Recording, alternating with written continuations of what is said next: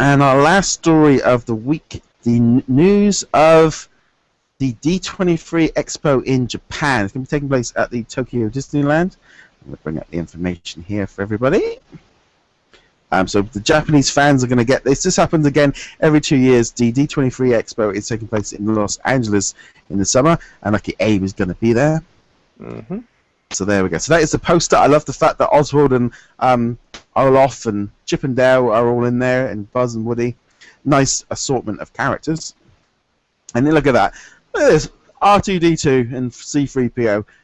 Though I cannot see any Marvel in there. Yeah. I don't know. The question is, though, is Marvel as big in Japan as it is in... I would guess so. No, it definitely is. It definitely is. It's just... Oh, it does say... Does here say in the press release here, fascinating tales from Disney, Pixar, Star Wars, and Marvel. So that's cool. So Expo exclusive appearances, merchandise, collectibles, not available anywhere, and information will be coming out in late April, and it will include a number of large exhibitors to delight Disney guests.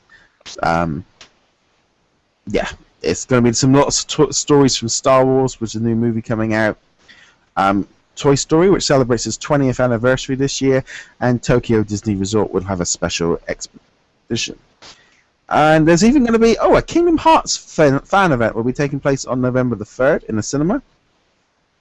Oh, there's let's have a look.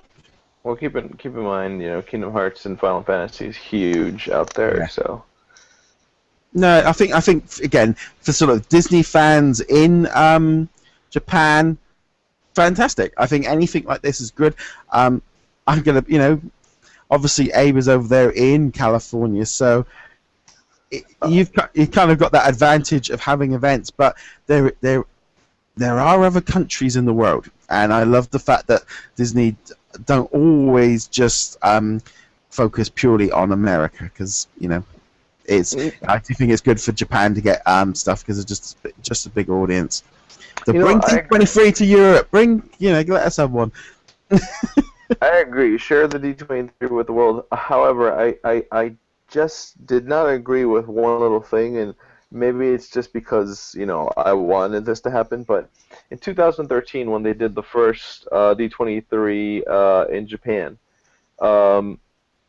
we had D23 out here in Anaheim, next to Disneyland, or where Disneyland is, at the Anaheim Convention Center.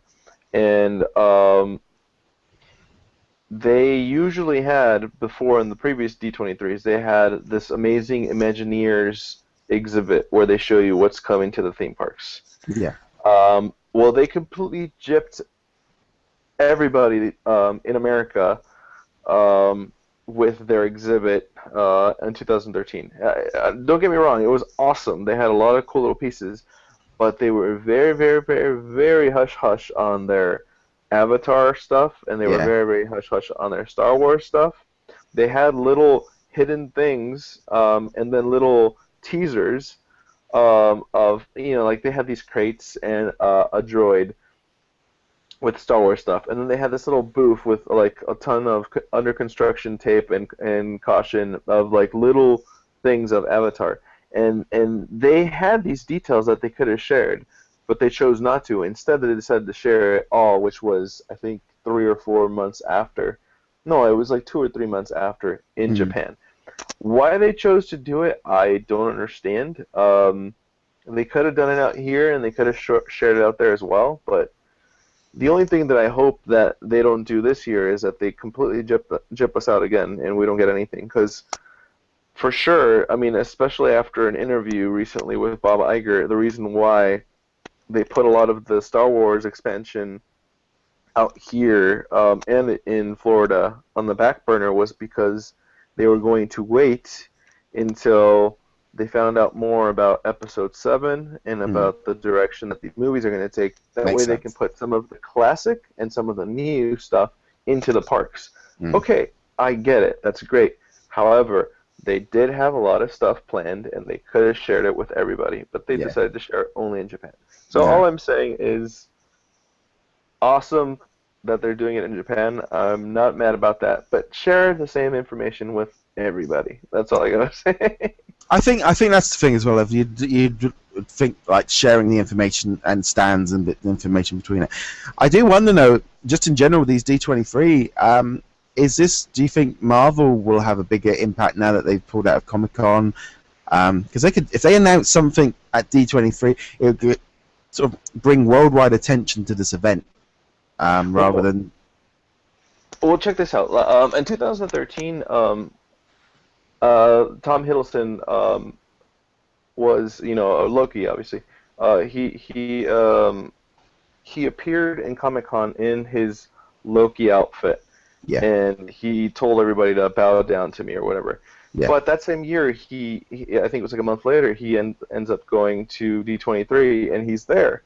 And instead of asking the whole crowd to bow down to him in a Loki suit, he actually came out, and he ended up singing Bare Necessities to the entire auditorium. And that's because he was sharing the story about him, what he had to do to audition to get into his school. Yeah. And basically, so we got a nice little piece that Comic-Con didn't get. But anyways, where am I going? D23, we had... I'm answering my question now. Where am I going with this? Basically, Marvel did have a big presence. They had a huge presence, actually. I mean, they had from Chris Evans to Anthony Mackie showing up. They even had Natalie Portman and Anthony Hopkins. I mean, they were all there promoting their movies, which was Thor: The Dark World and obviously Winter Soldier. Marvel has a big presence there. The presence that we didn't have at D23 was Star Wars. If anything we had was, they started the whole thing with Star Wars, and they said, Star Wars, great things to come. And they went straight to Marvel. And obviously they were hush-hush. Because we have Star Wars Celebration next month, is it possible that Star Wars will be bigger at D23? Absolutely. It's closer to the release of the movie, yeah. But Marvel, oh yeah. Yeah, especially since they pulled out of Comic-Con, which I was surprised big time. I mean, that's a big sort of. I'm always viewing that as like Comic-Con, obviously San Diego Comic-Con. That's the big one. It's about comics, and you've got the biggest comic company in the world going, you know what? We're gonna skip it this year. We're not. It's like, have they got too big? They don't want to be there, or has the whole event got to the point where it's just oversaturation of. There's so much news coming out of it. That's the only thing I'm thinking of. They're looking at going, well, there's too much news coming out from that one weekend, and stuff's getting lost in the shuffle. Well, check it out, Roger. I think you're spot on both of those. I think San Diego Comic-Con has become way too saturated, and I definitely agree with you that Marvel has gotten so big that they deserve their own. I mean, think about it. The Marvel Cinematic Universe, everybody's trying to copy it. Everybody's trying to copy that formula. And those are the popular movies. I mean, yes, we still have a love for Batman and Superman, but unfortunately the movies haven't been as great. I mean, or at least the most recent ones. And clearly they're trying to copy the same formula with the whole Justice League and all that stuff. But anyways, Marvel is big. Marvel is the one that everybody wants to copy. So why go into a convention that's completely saturated with not just other comics, but like TV shows and stuff that that has nothing to do with the comic. It's called Comic-Con, you know what I mean? And then you have all these different TV shows that have nothing to do with comics that are also going there to get promotion and stuff. So pulling up from Comic-Con is definitely a great decision for me, in my opinion. Will they be present in D23? Absolutely. Will they be? Yeah. Will that be their major presence? I don't know. I hope they announce their own convention because that would be pretty sick. But who knows? Other than that, they'll be at D23. Trust me. They were there last time. They'll be there. This year. I've got no that it's a Disney-owned event. It's their own way of sort of announcing information to their fans and getting the information out to the Disney community. And I do like the fact that it's every 2 years because I think it kind of gives people a chance to kind of to do a big show. But no, I think the D23 Expo is going to be interesting. it's not, they're also, from purely from like the website's point of view as well, and people that are interested in merchandise. It's a big merchandise event.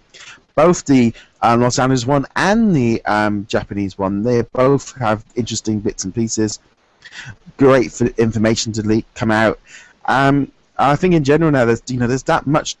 I think this is the thing. In the last few years, Disney have really kind of, with the acquisitions of Marvel and Star Wars, expanded so much to their audience. Because, I mean, on their own they would have been big things, but all together, when you put them all, they are just sort of, they're dominating. I mean, we joked about this in the past of, how many big Disney movies are out this year.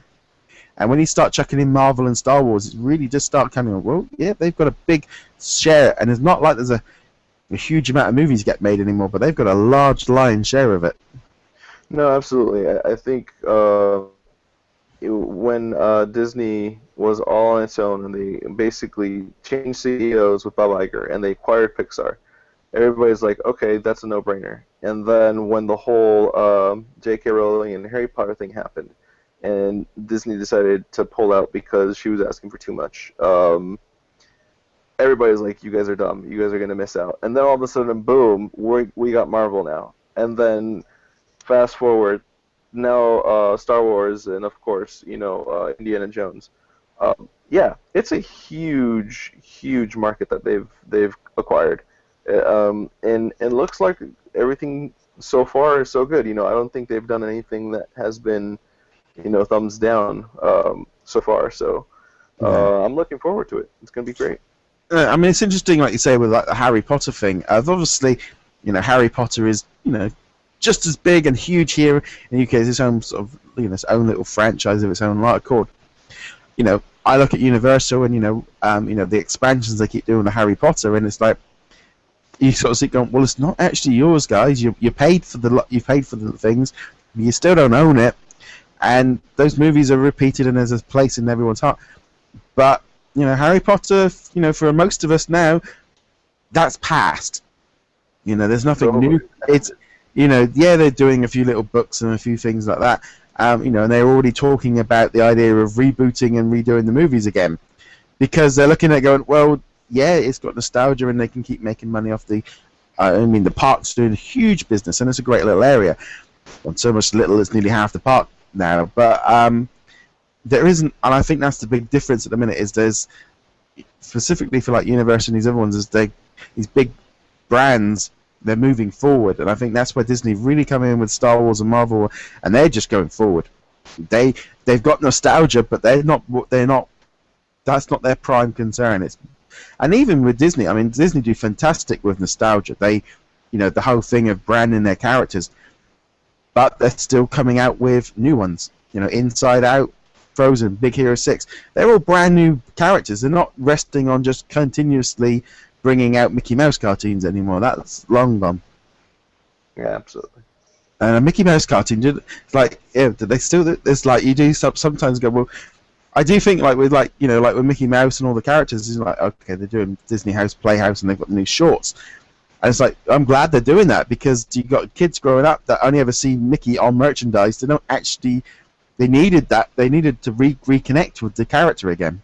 Because when I was growing up, it was Mickey really was an icon of the park and of sort of the character, almost the sort of the mascot to the company, because you only ever had those old cartoons. Whereas like now, they've got new cartoons to kind of connect him again.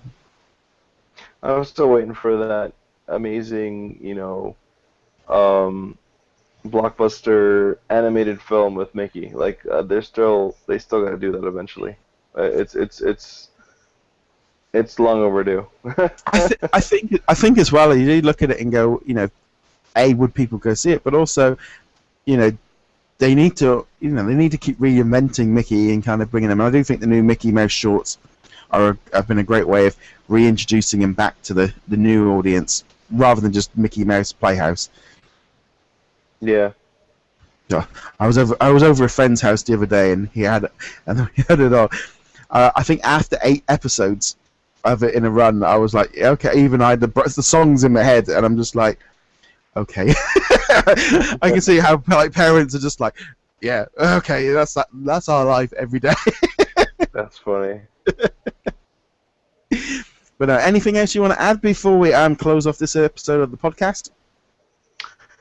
No, I'm just looking forward to what do you call it? The new Loki and wow, why am I losing? Oh, a Loki and Falcon to come out in Disney Infinity for us in America. So for all those collectors out there, they're finally coming just next week. Oh yes, and because we have got, in case you aren't aware, we do have our other podcast which covers Disney Infinity, which is our Infinity and Beyond webcast. You can find that on the website and iTunes and YouTube, etc. Oh, is it these two that you're after here? Oh yeah. Show them off. Look, give us credit. We don't get a lot of stuff usually, so we're always usually months, or days behind. So it was nice to get something. And just to clarify for those toy collectors out there, those Falcon's wings are not made out of titanium. I don't know why Roger keeps saying that. Because I can say it better than translucent. Yeah, translucent. Yeah. So anyway, guys, like I said before, if you're listening to us on the podcast version, you can always leave us a review on there, and if you are watching on on YouTube, you can also hit the little I button for some more little videos, and you can also subscribe to the channel. There will not be a show next week because, well, I'm going to Disneyland. I'm off to Disneyland Paris for a few days, so I'm gonna be discussing that when I get back. So no, I think that pretty much wraps up this week's show. Don't you agree, Abe? I believe so too. Yeah, this wraps it up. Thank you for hearing us or watching us. And like Roger said, if you like us, give us a thumbs up. If you don't, see you later. Yeah, move along. Yeah, move along, please. Move along. There's nothing to see here. Thanks for listening, guys, and we'll talk to you guys later. Laters. Laters. Laters. On the Disneyland.